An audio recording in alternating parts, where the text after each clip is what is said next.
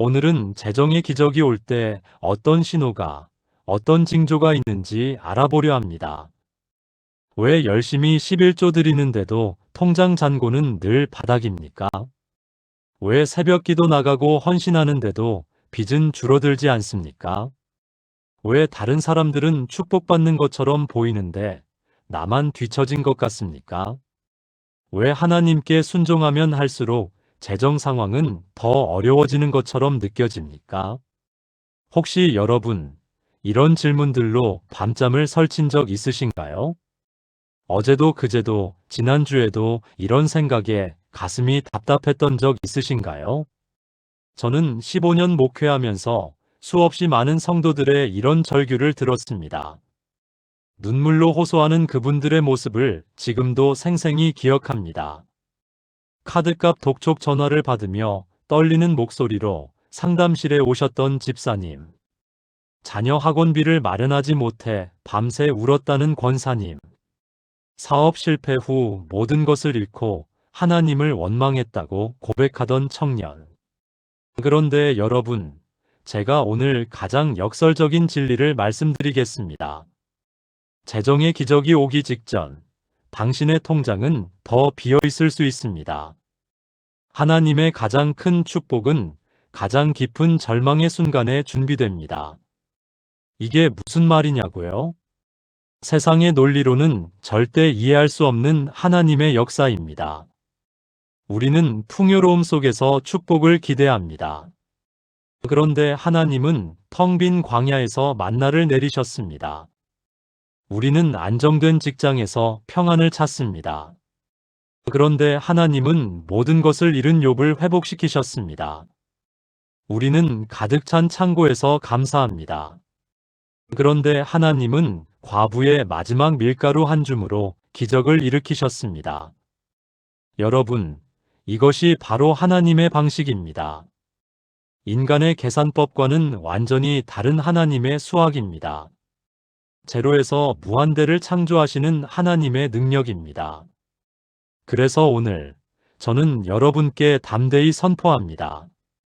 지금 여러분의 통장이 비어 있다면 그것은 저주가 아닙니다. 지금 여러분의 재정이 막혀 있다면 그것은 끝이 아닙니다. 지금 여러분이 마지막 한 푼까지 써버렸다면 그것은 절망이 아닙니다. 오히려 그것은 하나님의 기적이 시작되는 가장 완벽한 무대입니다. 가장 어두운 밤이 지나면 가장 찬란한 새벽이 옵니다. 가장 깊은 골짜기를 지나면 가장 높은 산이 보입니다. 가장 텅 빈 광야를 걸으면 가장 풍성한 약속의 땅이 기다립니다. 그런데 문제는 이겁니다. 우리가 그 순간을 견디지 못하고 포기해버린다는 것입니다. 기적이 오기 바로 직전에 손을 놓아버린다는 것입니다. 축복의 문이 열리기 일보 직전에 돌아서 버린다는 것입니다. 그래서 오늘 저는 여러분께 정확히 알려드리고 싶습니다. 재정의 기적이 오기 전 반드시 나타나는 4가지 회복의 징조를 말입니다. 이 징조들을 알면 여러분은 포기하지 않을 수 있습니다. 이 징조들을 발견하면 여러분은 끝까지 믿음을 붙잡을 수 있습니다. 이 징조들을 경험하면 여러분은 하나님의 때를 기다릴 수 있습니다. 자, 그럼 지금부터 함께 이 놀라운 진리 속으로 들어가 보시겠습니까? 1. 첫 번째 징조, 세상의 방법이 더 이상 통하지 않을 때. 여러분, 재정의 기적이 오기 전 가장 먼저 나타나는 징조가 있습니다. 그것은 바로 세상의 모든 방법이 막히기 시작한다는 것입니다. 지금까지 잘 통하던 방법들이 갑자기 작동하지 않습니다. 열심히 일해도 수입이 늘지 않습니다. 이력서를 수십 장 넣어도 연락이 오지 않습니다. 사업 아이템을 바꿔도 결과는 똑같습니다. 친구에게 돈을 빌리려 해도 거절당합니다. 은행 대출도 막힙니다. 투자 기회도 사라집니다. 모든 문이 닫히는 것처럼 느껴집니다. 이럴 때 우리는 좌절합니다. 하나님, 왜 이렇게까지 막으십니까? 조금만이라도 길을 열어주시면 안 됩니까? 이건 너무 가혹한 것 아닙니까? 그런데 여러분, 잠깐만 생각해 보십시오. 출애굽기 14장을 펴보시겠습니까? 이스라엘 백성이 애굽을 떠나 홍해 앞에 섰습니다. 앞에는 바다, 뒤에는 애굽 군대입니다. 좌우에는 높은 산들이 가로막고 있습니다.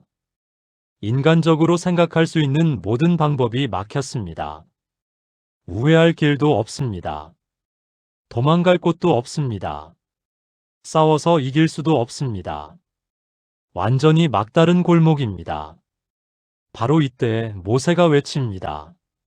너희는 두려워하지 말고 가만히 서서 여호와께서 오늘 너희를 위하여 행하시는 구원을 보라. 가만히 서서 보라는 것입니다. 더 이상 인간의 방법으로 발버둥 치지 말라는 것입니다. 여러분, 이것이 바로 하나님의 전략입니다. 하나님은 우리의 모든 방법을 막으심으로써 우리를 하나님만 의지하는 자리로 이끄십니다. 우리가 스스로 해결할 수 있는 여지를 모두 차단하십니다. 왜 그럴까요? 우리가 기적을 경험하게 하시기 위함입니다. 인간의 능력이 아닌 하나님의 능력을 보게 하시기 위함입니다. 내 힘이 아닌 하나님의 힘을 체험하게 하시기 위함입니다. 생각해 보십시오. 만약 옆길이 있었다면 이스라엘은 그 길로 갔을 것입니다. 만약 도망갈 곳이 있었다면 그들은 도망쳤을 것입니다. 만약 인간적인 해결책이 있었다면 그들은 그 방법을 썼을 것입니다. 그리고 홍해가 갈라지는 기적을 영원히 보지 못했을 것입니다. 여러분의 상황이 지금 그렇지 않습니까? 모든 문이 닫혔습니까? 모든 방법이 막혔습니까? 모든 해결책이 사라졌습니까? 축하합니다. 여러분은 지금 홍해 앞에 서 있습니다. 하나님의 기적을 목격하기 직전입니다. 열왕기상 17장의 사르밧 과부를 보십시오. 그녀에게 남은 것은 마지막 밀가루 한 움큼과 기름 조금뿐이었습니다. 모든 인간적인 해결책이 사라졌습니다. 구걸할 힘도, 일할 기회도, 빌릴 곳도 없었습니다. 완전히 막다른 길이었습니다.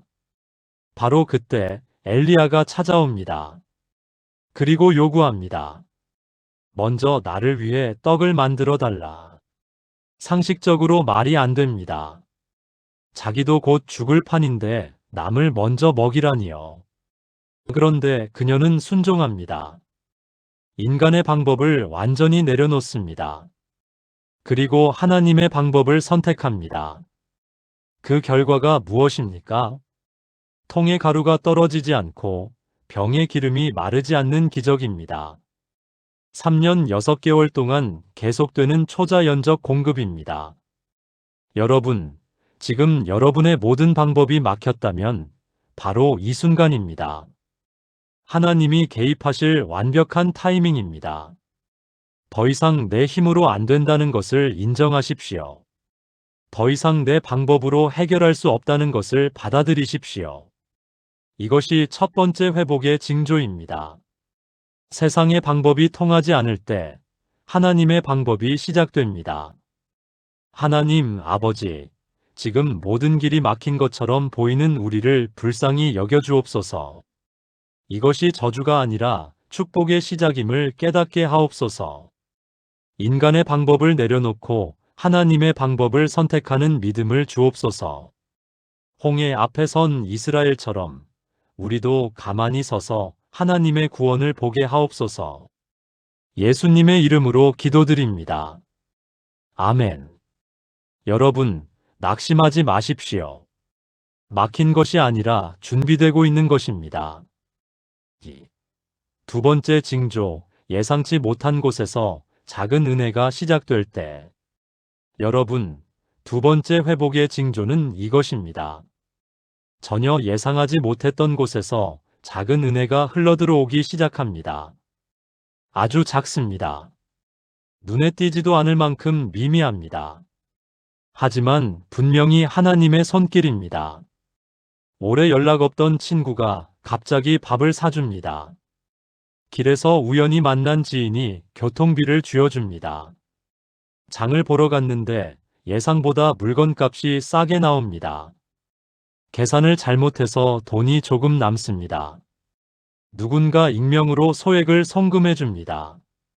자녀가 용돈을 아껴서 엄마에게 줍니다. 이런 작은 일들이 연속으로 일어나기 시작합니다. 한두 번이 아닙니다. 계속됩니다. 이것이 우연일까요? 아닙니다. 이것은 하나님이 보내시는 신호입니다. 내가 너를 보고 있다. 내가 너를 돌보고 있다. 열왕기상 17장을 다시 보십시오. 엘리야가 그리 시냇가에 있을 때입니다. 그는 완전히 고립되었습니다. 사람도 없고 돈도 없고 음식도 없습니다. 그런데 하나님은 까마귀를 보내십니다. 까마귀가 아침 저녁으로 떡과 고기를 물어다 줍니다. 여러분, 이게 얼마나 됩니까? 하루 두 끼입니다. 풍성한 잔치가 아닙니다. 그저 생존할 수 있는 최소한입니다. 그런데 이것이 중요합니다. 왜냐하면 이것은 하나님이 엘리야를 포기하지 않으셨다는 증거이기 때문입니다. 하나님이 여전히 그를 돌보고 계신다는 표시이기 때문입니다. 마태복음 6장 26절을 보십시오. 공중의 새를 보라. 심지도 않고 거두지도 않고 창고에 모아들이지도 아니하되 너희 하늘 아버지께서 기르시나니 너희는 이것들보다 귀하지 아니하냐. 하나님은 작은 새도 먹이십니다. 하물며 하나님의 자녀인 여러분을 어찌 버려두시겠습니까? 작은 은혜를 무시하지 마십시오. 이게 뭐라고, 이게 무슨 도움이 되겠어라고 생각하지 마십시오. 그 작은 것이 큰 것의 씨앗입니다. 그 작은 것이 기적의 시작입니다. 제가 목회하면서 경험한 일입니다. 한 집사님이 사업 실패로 모든 것을 잃었습니다. 집도 팔고 차도 팔고 보험도 해지했습니다. 빚만 수천만 원 남았습니다. 그런데 어느 날 집사님이 저를 찾아오셨습니다. 눈물을 흘리며 이렇게 말씀하셨습니다. 목사님, 하나님이 저를 버리지 않으신 것 같아요. 무슨 일이 있었냐고 물었더니 이런 이야기를 하셨습니다. 지하철역에서 카드를 찍는데 잔액이 부족했답니다. 창피해서 뒤로 물러서는데 뒤에 있던 아주머니가 자기 카드로 찍어주셨답니다. 딱 1,500원입니다. 그런데 그 순간 집사님은 느꼈답니다. 아, 하나님이 나를 보고 계시는구나. 나를 돌보고 계시는구나. 그 후로 작은 은혜들이 계속 이어졌답니다. 마트에서 계산할 때 적립금이 생각보다 많았습니다. 버스를 기다리는데 아는 분이 차로 태워주셨습니다. 도시락을 싸갈까 고민하는데 친구가 점심을 사주셨습니다. 하나하나는 작았습니다. 몇천 원, 많아야 10,000원 안팎입니다. 그런데 이것들이 쌓이면서 집사님의 마음에 믿음이 생겼습니다. 하나님이 나를 포기하지 않으셨구나. 하나님이 나를 회복시키실 거야. 그리고 6개월 후 그 집사님은 새로운 직장을 얻었습니다. 1년 후에는 빚을 절반 이상 갚았습니다. 2년 후에는 완전히 회복되었습니다. 그 시작이 무엇이었습니까? 지하철 카드값 1,500원이었습니다. 여러분, 작은 은혜를 무시하지 마십시오. 그것이 바로 회복의 두 번째 징조입니다. 감사하십시오. 기록하십시오. 하나님이 보내시는 그 작은 신호들을 놓치지 마십시오. 그것들이 모여서 큰 강물이 됩니다. 그것들이 합쳐져서 놀라운 기적이 됩니다. 누가복음 16장 10절은 이렇게 말합니다. 지극히 작은 것에 충성된 자는 큰 것에도 충성되고 작은 은혜에 감사하는 자에게 큰 은혜가 임합니다.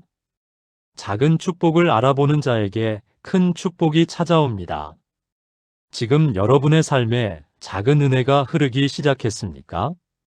그렇다면 기뻐하십시오. 하나님의 회복이 시작되었습니다. 사랑하는 하나님 아버지, 우리 삶에 흐르는 작은 은혜를 보게 하옵소서. 우연처럼 보이는 일 속에 숨겨진 하나님의 손길을 발견하게 하옵소서. 작은 것을 무시하지 않고 감사하는 마음을 주옵소서. 그 작은 씨앗이 큰 나무로 자라나게 하옵소서. 까마귀를 통해서라도 당신의 자녀를 먹이시는 하나님을 찬양합니다. 예수님의 이름으로 기도드립니다. 아멘. 여러분, 눈을 크게 뜨십시오. 하나님의 작은 은혜가 지금도 여러분을 향해 흘러오고 있습니다. 3. 세 번째 징조, 마음의 평안이 찾아올 때. 여러분, 세 번째 회복의 징조는 놀랍습니다. 상황은 여전히 어려운데 마음의 평안이 찾아옵니다. 통장 잔고는 그대로인데 불안이 사라집니다.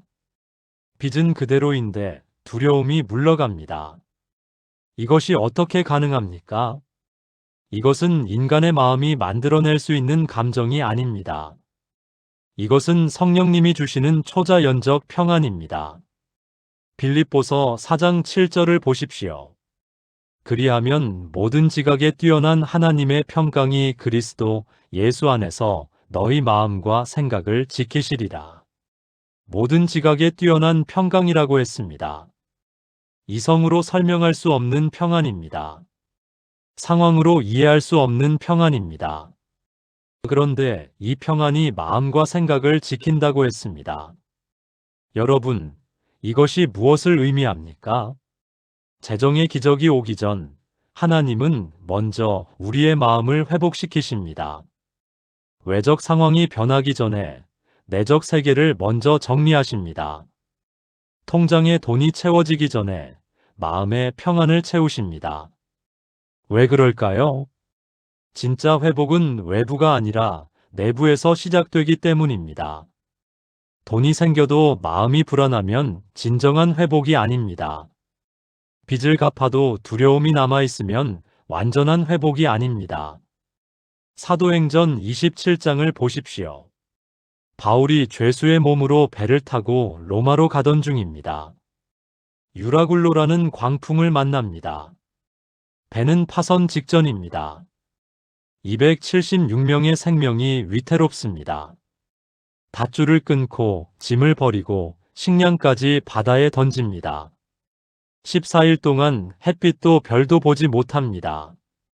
완전한 절망입니다. 모두가 살 소망을 끊었습니다. 바로 그때 바울이 일어섭니다. 그리고 선포합니다. 여러분이여 안심하라 나는 내게 말씀하신 그대로 되리라고 하나님을 믿노라. 여러분, 이 상황에서 안심하라니요. 배는 부서져가고 죽음이 목전인데 안심하라니요. 그런데 바울에게는 하나님이 주신 평안이 있었습니다.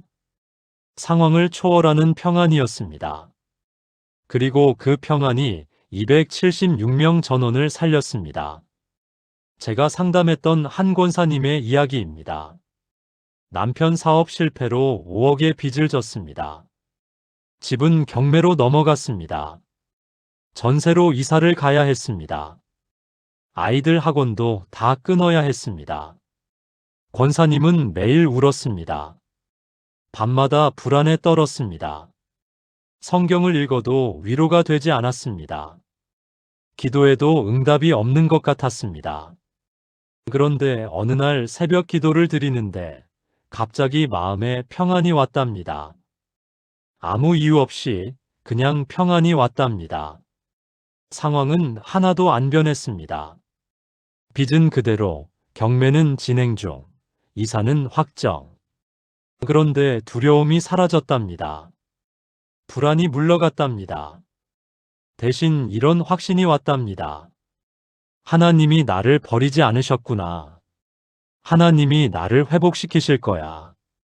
그날 이후 권사님은 달라졌습니다. 같은 상황인데 태도가 변했습니다. 같은 빚인데 반응이 달라졌습니다. 채권자들에게 당당히 말했습니다. 조금만 시간을 주십시오. 제가 반드시 갚겠습니다. 남편을 위로했습니다. 여보, 우리 다시 시작할 수 있어요. 하나님이 우리와 함께 하세요. 아이들을 격려했습니다. 괜찮아. 엄마 아빠가 더 열심히 할게. 우리 가족은 하나님이 지키셔. 이 평안이 가족 전체를 변화시켰습니다. 남편도 다시 용기를 냈습니다. 아이들도 부모를 믿고 따랐습니다. 그리고 3년 후 정말로 빚을 다 갚았습니다. 새 집도 마련했습니다. 더 큰 축복으로 회복되었습니다. 그 시작이 무엇이었습니까? 상황이 변하기 전에 찾아온 마음의 평안이었습니다. 여러분, 지금 여러분의 마음이 어떻습니까? 여전히 불안합니까? 여전히 두려움에 떨립니까? 그렇다면 이렇게 기도하십시오. 하나님, 제 마음에 평안을 주세요. 제 상황은 제가 해결할 수 없습니다. 하지만 제 마음은 하나님이 지켜주실 수 있습니다. 그리고 기다리십시오. 반드시 평안이 올 것입니다. 그 평안이 오면 여러분은 알게 될 것입니다. 아, 회복이 시작되었구나. 하나님이 나를 회복시키고 계시는구나. 요한복음 14장 27절입니다. 평안을 너희에게 끼치노니 곧 나의 평안을 너희에게 주노라. 내가 너희에게 주는 것은 세상이 주는 것과 같지 아니하니라. 너희는 마음에 근심하지도 말고 두려워하지도 말라. 예수님이 주시는 평안은 세상이 주는 것과 다릅니다. 상황에 좌우되지 않습니다. 환경에 흔들리지 않습니다. 이 평안이 여러분에게 임할 때 그것이 바로 세 번째 징조입니다. 전능하신 하나님 아버지, 우리 마음에 평안을 부어 주옵소서. 상황을 초월하는 하늘의 평안을 주옵소서. 불안과 두려움을 몰아내시고 확신과 소망으로 채워 주옵소서. 우리가 내적으로 먼저 회복되게 하시고 그 다음 외적 회복을 경험하게 하옵소서. 예수님의 이름으로 기도드립니다. 아멘. 여러분, 평안을 구하십시오. 그 평안이 모든 회복의 문을 여는 열쇠입니다. 4. 네 번째 징조, 감사가 터져나올 때. 여러분, 네 번째 회복의 징조는 이것입니다. 아무것도 변하지 않았는데 감사가 터져나오기 시작합니다. 여전히 빚이 있는데 감사합니다.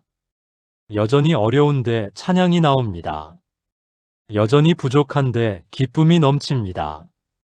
이것이 어떻게 가능합니까? 이것은 인간의 감정이 아닙니다. 이것은 성령님이 일으키시는 초자연적 반응입니다. 데살로니가전서 5장 18절을 보십시오. 범사에 감사하라. 이것이 그리스도 예수 안에서 너희를 향하신 하나님의 뜻이니라. 범사에 감사하라고 했습니다. 좋은 일에만 감사하라고 하지 않았습니다. 잘 될 때만 감사하라고 하지 않았습니다. 모든 일에, 어떤 상황에서도 감사하라고 했습니다. 왜냐하면 감사는 결과가 아니라 선택이기 때문입니다. 감사는 상황이 아니라 믿음이기 때문입니다. 그리고 이 감사가 기적을 여는 열쇠입니다. 사도행전 16장을 보십시오. 바울과 실라가 빌립보 감옥에 갇혔습니다. 매를 맞아 온몸이 상처투성이입니다. 발에는 착고가 채워졌습니다. 깊은 지하 감옥에 갇혔습니다. 인간적으로 최악의 상황입니다. 그런데 바울과 실라가 무엇을 했습니까? 자정쯤 되어 기도하고 찬송했습니다. 감옥에서 찬송입니다. 매맞은 몸으로 찬양입니다. 상처난 입으로 노래입니다. 이게 말이 됩니까? 그런데 그 다음을 보십시오. 큰 지진이 나서 감옥 문이 열렸습니다. 착고가 다 벗겨졌습니다. 간수와 그 집안이 구원받았습니다. 여러분, 무엇이 이 기적을 일으켰습니까? 감옥에서의 찬송입니다. 고난 속에서의 감사입니다. 절망 가운데서의 찬양입니다. 제가 목회하면서 만난 한 청년의 이야기입니다. 사업에 실패하고 모든 것을 잃었습니다. 친구에게 사기까지 당했습니다. 우울증이 와서 아무것도 할 수 없었습니다. 하루 종일 누워만 있었습니다. 그런데 어느 날 청년이 저를 찾아왔습니다. 얼굴에 미소가 가득했습니다. 무슨 일이 있었냐고 물었더니 이렇게 말했습니다. 목사님, 제가 감사 노트를 쓰기 시작했어요. 감사 노트라니요? 네, 목사님 설교에서 감사가 기적을 연다고 하셨잖아요. 그래서 매일 밤 잠들기 전에 감사 제목 10개를 쓰기로 했어요. 그런데 감사할 게 뭐가 있어요? 라고 물었습니다. 청년이 노트를 꺼내 보여줬습니다. 첫날 감사 제목들이었습니다. 1. 오늘도 숨 쉴 수 있어서 감사합니다. 2. 밥을 먹을 수 있어서 감사합니다. 3. 걸을 수 있어서 감사합니다. 4. 잘 곳이 있어서 감사합니다. 5. 부모님이 살아계셔서 감사합니다. 보십시오. 아주 작은 것들입니다. 당연하게 여겨지는 것들입니다. 그런데 청년은 이것들을 하나하나 감사로 고백했습니다. 그리고 매일 밤 10개씩 썼습니다. 일주일이 지나자 70개가 되었습니다. 한 달이 지나자 300개가 되었습니다. 그런데 놀라운 일이 일어났습니다. 우울증이 사라지기 시작했습니다. 아침에 일어나는 것이 덜 힘들어졌습니다. 사람들을 만나고 싶어졌습니다. 그리고 3개월 후 청년은 새로운 일자리를 얻었습니다. 6개월 후에는 빚을 갚기 시작했습니다. 1년 후에는 완전히 회복되었습니다. 그 시작이 무엇이었습니까? 아무것도 없을 때 시작한 감사였습니다. 여러분, 감사는 결과를 기다리는 것이 아닙니다. 감사는 결과를 만들어내는 것입니다. 불평은 문을 닫습니다. 감사는 문을 엽니다. 원망은 축복을 막습니다. 감사는 축복을 끌어당깁니다. 지금 여러분의 입에서 무엇이 나옵니까? 불평입니까? 감사입니까? 원망입니까? 찬양입니까? 만약 감사가 나오기 시작했다면 그것은 회복의 4번째 징조입니다. 하나님이 여러분의 마음을 바꾸고 계신 것입니다. 시편 50편 23절입니다. 감사로 제사를 드리는 자가 나를 영화롭게 하나니 그의 행위를 옳게 하는 자에게 내가 하나님의 구원을 보이리라. 감사로 제사를 드리는 자에게 하나님의 구원을 보인다고 했습니다. 감사가 제사입니다. 감사가 예배입니다. 감사가 하나님을 움직입니다. 지금 당장 감사를 시작하십시오. 작은 것부터 감사하십시오. 눈에 보이는 것부터 감사하십시오. 그러면 보이지 않던 축복들이 보이기 시작할 것입니다. 그러면 없던 감사 제목들이 생겨나기 시작할 것입니다. 감사가 감사를 낳습니다. 찬양이 찬양을 부릅니다. 기쁨이 기쁨을 만듭니다. 이것이 바로 회복의 선순환입니다. 사랑하는 하나님 아버지, 우리 입술에 감사를 부어주옵소서. 불평과 원망을 몰아내시고 찬양과 감사로 채워주옵소서. 작은 것에도 감사할 수 있는 눈을 열어주옵소서. 당연한 것에도 감격할 수 있는 마음을 주옵소서. 감사가 우리 삶의 기적을 여는 열쇠임을 믿습니다. 예수님의 이름으로 기도드립니다. 아멘. 여러분, 오늘부터 감사 노트를 시작하십시오. 그것이 여러분 인생 최고의 투자가 될 것입니다. 5. 회복의 때를 분별하라. 여러분, 지금까지 4가지 회복의 징조를 살펴봤습니다. 그런데 이제 중요한 질문이 남았습니다. 목사님, 그 징조들을 경험했어요. 그런데 언제 실제로 회복됩니까? 언제 통장에 돈이 들어옵니까? 언제 빚을 갚게 됩니까? 언제 재정적으로 안정됩니까? 이것이 우리 모두의 절실한 질문입니다. 제가 15년 목회하면서 깨달은 진리를 말씀드리겠습니다. 하나님의 때는 우리의 때와 다릅니다. 전도서 3장 11절입니다. 하나님이 모든 것을 지으시되 때를 따라 아름답게 하셨고 때를 따라 아름답게 하신다고 했습니다.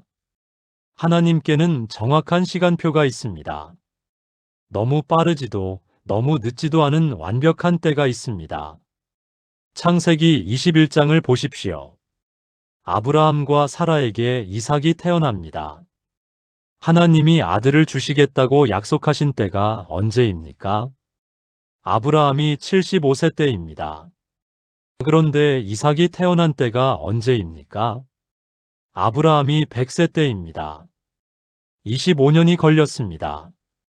왜 하나님은 25년을 기다리게 하셨을까요? 그 기간 동안 아브라함과 사라는 무엇을 배웠을까요? 인간의 방법으로는 안 된다는 것을 배웠습니다. 하나님만이 유일한 해결자이심을 깨달았습니다. 약속을 붙잡고 끝까지 믿음을 지키는 법을 배웠습니다. 그리고 때가 되었을 때 이삭이 태어났습니다.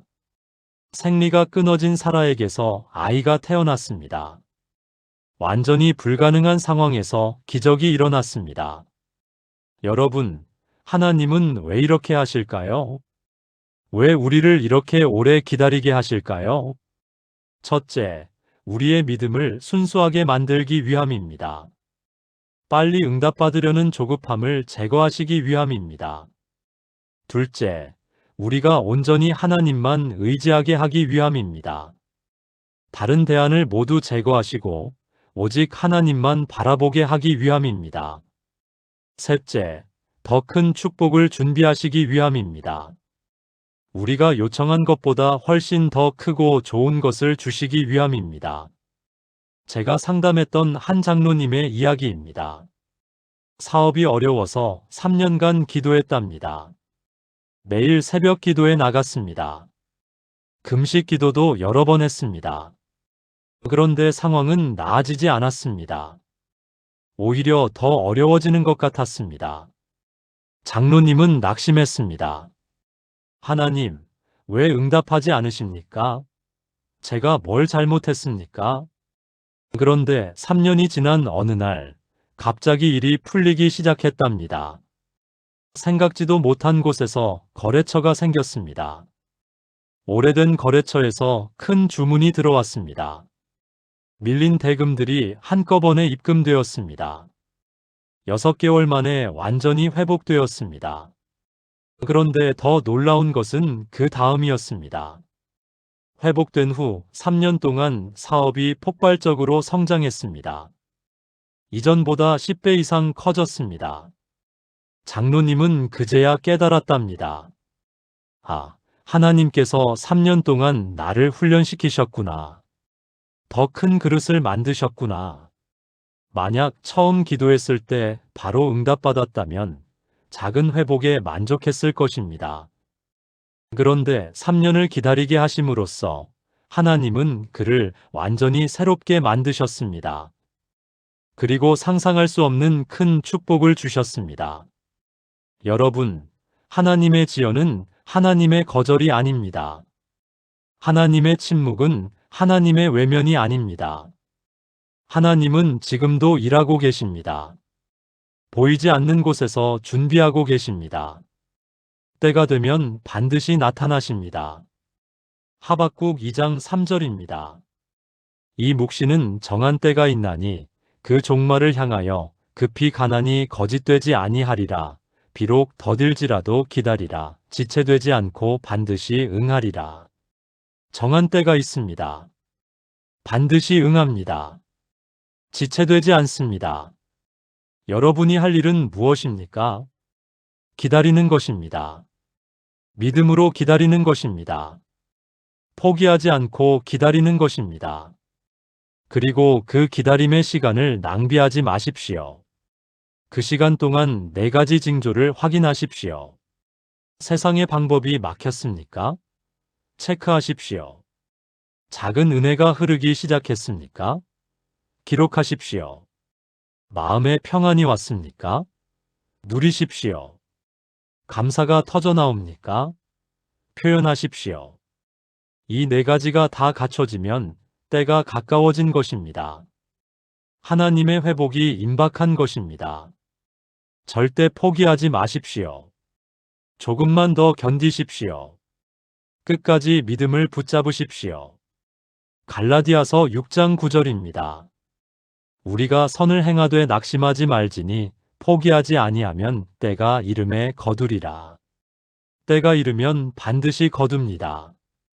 포기하지 않으면 반드시 회복됩니다. 끝까지 믿으면 반드시 기적을 봅니다. 전능하신 하나님 아버지, 우리에게 인내를 주옵소서. 하나님의 때를 기다릴 수 있는 믿음을 주옵소서. 지연을 거절로 오해하지 않게 하시고 침묵을 외면으로 착각하지 않게 하옵소서. 하나님께서 보이지 않는 곳에서 일하고 계심을 믿습니다. 때가 되면 반드시 나타나실 것을 확신합니다. 예수님의 이름으로 기도드립니다. 아멘. 여러분, 조금만 더 기다리십시오. 여러분의 때가 반드시 옵니다. 6. 회복 후 지켜야 할 것들. 여러분, 이제 중요한 이야기를 하나 더 해야겠습니다. 재정의 기적을 경험한 후 우리가 반드시 지켜야 할 것들이 있습니다. 많은 사람들이 축복받은 후 다시 어려움에 빠집니다. 왜 그럴까요? 축복을 유지하는 법을 모르기 때문입니다. 신명기 8장 14절을 보십시오. 내가 먹어서 배불리고 아름다운 집을 짓고 거주하게 되며 내 소와 양이 번성하며 내 은금이 증식되며 내 소유가 다 풍부하게 될 때에 두려워하라. 내 마음이 교만하여 내 하나님 여호와를 잊어버릴까? 축복받았을 때 교만해지지 말라고 경고합니다. 하나님을 잊지 말라고 당부합니다. 이것이 얼마나 중요한지 아십니까? 역대기야 26장을 보십시오. 우시야 왕의 이야기입니다. 그는 16세의 왕이 되어 52년간 통치했습니다. 하나님을 찾을 때는 형통했습니다. 강성해지고 부유해졌습니다. 이름이 멀리까지 퍼졌습니다. 그런데 15절을 보십시오. 그의 이름이 멀리 퍼짐은 그가 놀랍도록 도우심을 받아 강성하여졌음이더라. 놀랍도록 도우심을 받았다고 했습니다. 하나님의 은혜였습니다. 그런데 16절을 보십시오.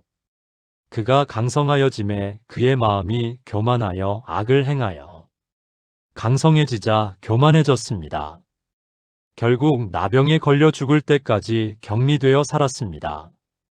여러분, 이것이 우리에게 주는 교훈이 무엇입니까? 축복받은 후가 더 위험하다는 것입니다.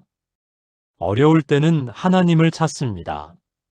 그런데 풍요로울 때는 하나님을 잊기 쉽습니다. 그래서 제가 여러분께 3가지를 당부드립니다.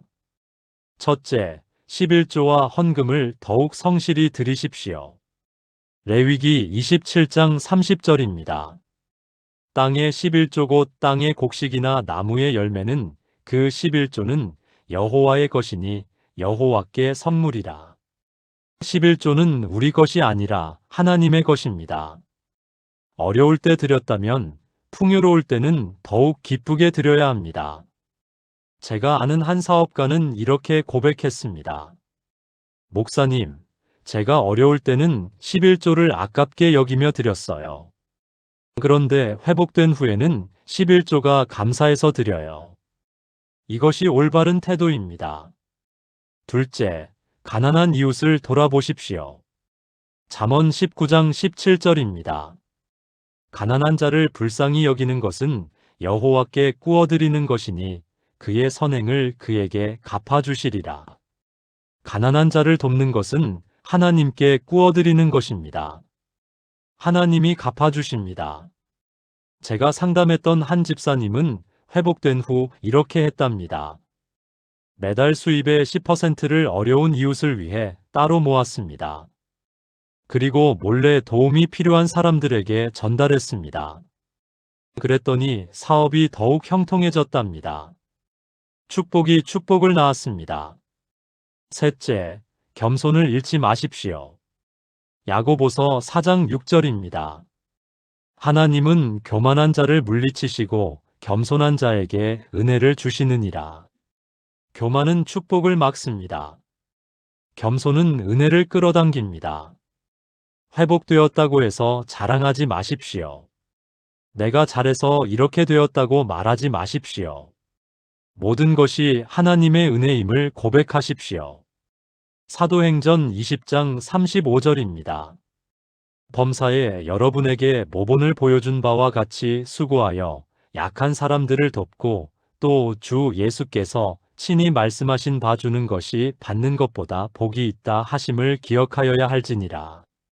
주는 것이 받는 것보다 복이 있습니다. 축복받았다면 축복을 나누십시오. 은혜 받았다면 은혜를 흘려보내십시오. 그러면 여러분의 축복은 마르지 않을 것입니다. 여러분의 재정은 계속 흘러넘칠 것입니다. 여러분의 창고는 언제나 가득할 것입니다. 사랑하는 하나님 아버지, 축복받은 후에도 하나님을 잊지 않게 하옵소서.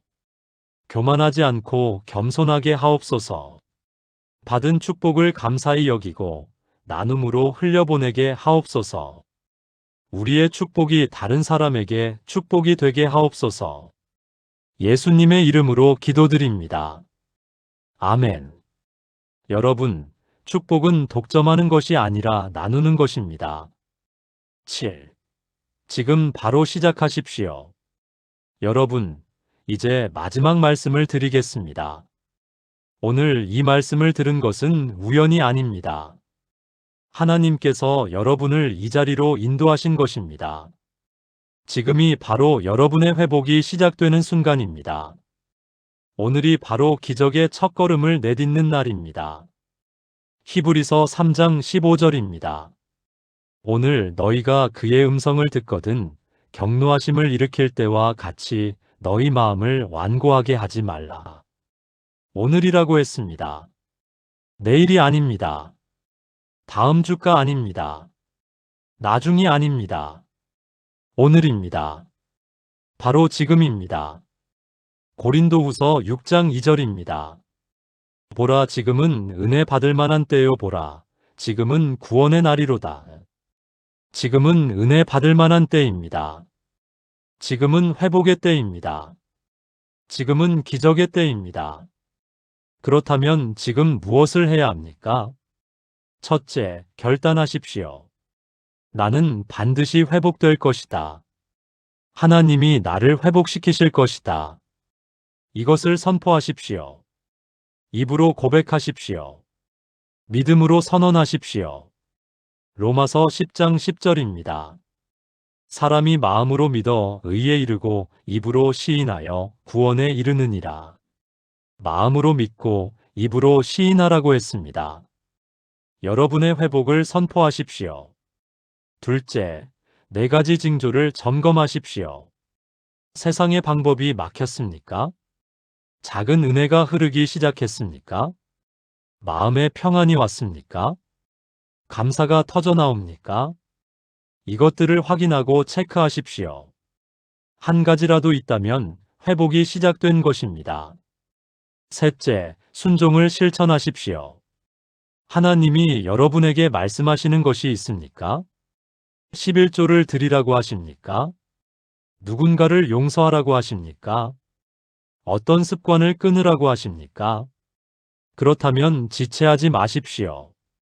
오늘 바로 순종하십시오. 사무엘상 15장 22절입니다. 순종이 제사보다 낫고 듣는 것이 순양의 기름보다 나으니. 순종이 제사보다 낫습니다. 순종이 모든 것보다 중요합니다. 제가 목회하면서 본 가장 빠른 회복의 사례가 있습니다. 한 청년이 상담을 받으러 왔습니다.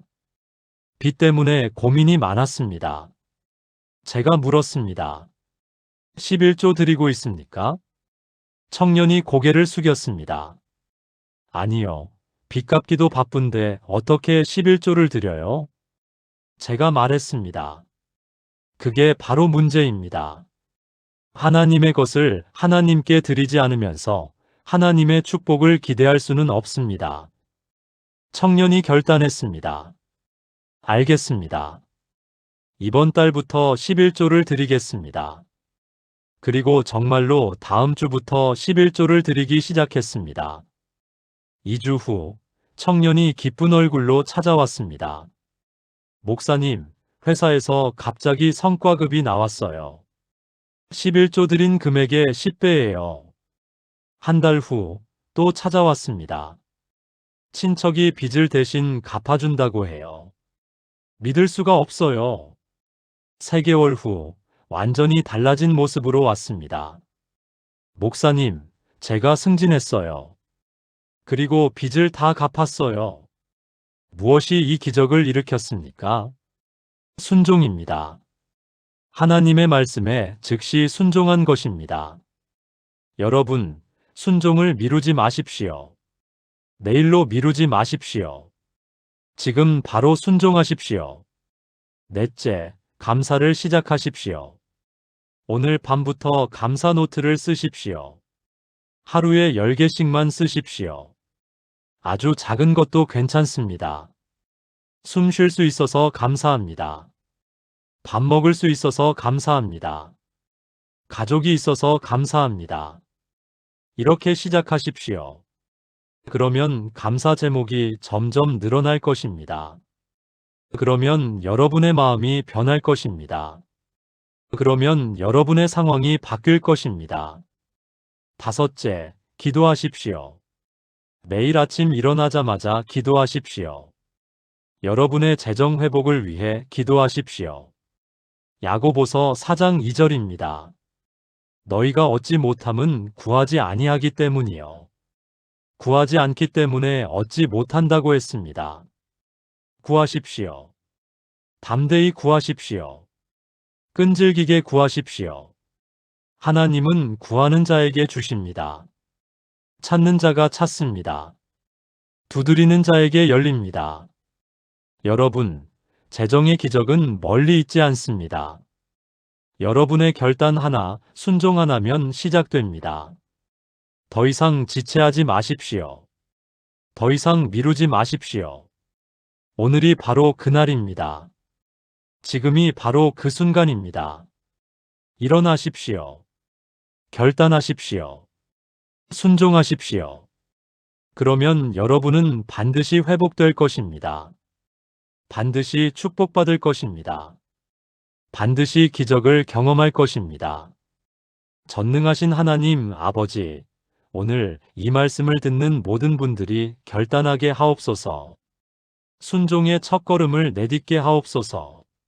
미루고 지체하는 습관을 끊게 하옵소서. 오늘부터 회복의 여정이 시작되게 하옵소서. 4가지 징조를 분명히 경험하게 하시고 때가 되면 완전한 회복을 주옵소서. 예수님의 이름으로 기도드립니다. 아멘. 여러분, 일어나십시오. 여러분의 회복이 지금 시작됩니다. 사랑하는 하나님 아버지, 오늘 이 귀한 말씀 앞에 우리를 세워주셔서 감사합니다. 재정의 어려움으로 고통받고 있는 모든 분들을 불쌍히 여겨주옵소서. 통장 잔고를 보며 한숨 쉬는 자들에게 위로를 주옵소서. 빚 때문에 잠 못 이루는 자들에게 평안을 주옵소서. 하나님 아버지, 우리가 깨달았습니다. 세상의 모든 방법이 막힐 때가 바로 하나님의 방법이 시작되는 때임을. 작은 은혜가 흐르기 시작할 때가 바로 큰 축복의 전조임을. 마음의 평안이 올 때가 바로 회복이 가까워진 신호임을. 감사가 터져나올 때가 바로 기적이 임박한 순간임을. 이 4가지 징조를 우리 모두가 경험하게 하옵소서. 하나하나 확인하며 하나님의 일하심을 목격하게 하옵소서. 홍해 앞에 선 이스라엘처럼 우리도 가만히 서서 하나님의 구원을 보게 하옵소서. 사르밧 과부처럼 마지막 것을 드릴 때 풍성한 공급을 경험하게 하옵소서. 바울과 실라처럼 감옥에서도 찬송할 수 있는 믿음을 주옵소서. 아브라함처럼 25년을 기다려도 약속을 붙잡는 인내를 주옵소서. 하나님 아버지, 우리는 선포합니다. 우리의 재정이 회복될 것을 선포합니다. 우리의 빚이 청산될 것을 선포합니다. 우리의 통장이 넘쳐날 것을 선포합니다. 하나님의 때에 하나님의 방법으로 반드시 이루어질 것을 믿습니다. 그리고 회복된 후에는 교만하지 않고 겸손하게 하옵소서. 11조와 헌금을 더욱 성실히 드리게 하옵소서. 가난한 이웃을 돌아보며 받은 축복을 나누게 하옵소서. 주는 것이 받는 것보다 복됨을 기억하게 하옵소서. 오늘 이 시간 이후로 우리 삶이 완전히 달라지게 하옵소서. 결단하는 자, 순종하는 자, 감사하는 자가 되게 하옵소서. 하나님의 영광이 우리 삶 전체를 덮게 하옵소서. 예수 그리스도의 이름으로 기도드립니다. 아멘. 해시태그 마무리. 여러분, 오늘 우리는 놀라운 진리를 함께 나누었습니다. 재정의 기적이 오기 전 나타나는 4가지 회복의 징조를 배웠습니다. 첫째, 세상의 방법이 막힐 때. 둘째, 예상치 못한 곳에서 작은 은혜가 흐를 때. 셋째, 마음의 평안이 찾아올 때. 넷째, 감사가 터져나올 때. 이 4가지가 바로 하나님의 회복이 시작되는 신호입니다. 여러분의 삶에 이 징조들이 나타나고 있습니까? 그렇다면 확신하십시오. 여러분의 회복이 이미 시작되었습니다. 하나님이 여러분을 향해 일하고 계십니다. 보이지 않는 곳에서 준비하고 계십니다. 조금만 더 참으십시오. 조금만 더 믿으십시오. 조금만 더 기다리십시오. 반드시 때가 옵니다. 반드시 회복됩니다. 반드시 기적을 경험합니다. 오늘 이 말씀을 듣고 집으로 돌아가시거든 실천하십시오. 감사 노트를 시작하십시오. 11조를 결단하십시오. 순종의 첫걸음을 내디드십시오. 그러면 30일 안에 변화를 보실 것입니다. 60일 안에 기적을 경험하실 것입니다. 90일 안에 완전한 회복을 맛보실 것입니다. 이것은 제 경험이 아니라 하나님의 약속입니다. 말라기 3장 10절을 기억하십시오. 만군의 여호와가 이르노라, 너희의 온전한 11조를 창고에 들여 나의 집에 양식이 있게 하고 그것으로 나를 시험하여 내가 하늘 문을 열고 너희에게 복을 쌓을 곳이 없도록 붓지 아니하나 보라. 복을 쌓을 곳이 없도록 붓는다고 하셨습니다. 이것이 하나님의 약속입니다. 이것이 하나님의 보증수표입니다. 여러분, 마지막으로 이것만 기억하십시오. 하나님은 여러분을 사랑하십니다. 하나님은 여러분을 포기하지 않으셨습니다. 하나님은 지금도 여러분을 위해 일하고 계십니다. 어둠이 가장 깊을 때 새벽이 가장 가깝습니다. 밤이 가장 길 때 아침이 곧 옵니다. 여러분의 새벽이 옵니다. 여러분의 아침이 밝습니다. 여러분의 회복이 완성됩니다. 믿으십니까? 그렇다면 아멘으로 화답하십시오. 일어나서 승리를 선포하십시오. 오늘부터 여러분의 인생이 달라집니다. 오늘부터 여러분의 재정이 회복됩니다. 오늘부터 여러분의 기적이 시작됩니다. 하나님의 축복이 여러분과 여러분의 가정에 넘치기를 축복합니다. 재정의 기적이 여러분의 삶을 완전히 바꾸기를 기도합니다. 4가지 회복의 징조를 모두 경험하시기를 축원합니다. 하나님의 때에 완전한 회복을 누리시기를 선포합니다. 오늘도 여러분과 함께 말씀 나눌 수 있어서 감사합니다. 구독하시면 이런 은혜로운 말씀을 계속 받아보실 수 있고 좋아요를 눌러주시면 더 많은 분들께 이 영상이 전해집니다. 여러분의 작은 클릭 하나가 누군가의 인생을 바꿀 수 있습니다. 주변에 이 말씀이 필요한 분께 공유해 주시고 여러분이 경험하신 하나님의 인도하심도 댓글로 함께 나눠주시면 모두에게 큰 은혜가 되겠습니다. 다음 시간에도 유익한 말씀으로 찾아뵙겠습니다. 예수 그리스도의 이름으로 축복합니다. 아멘.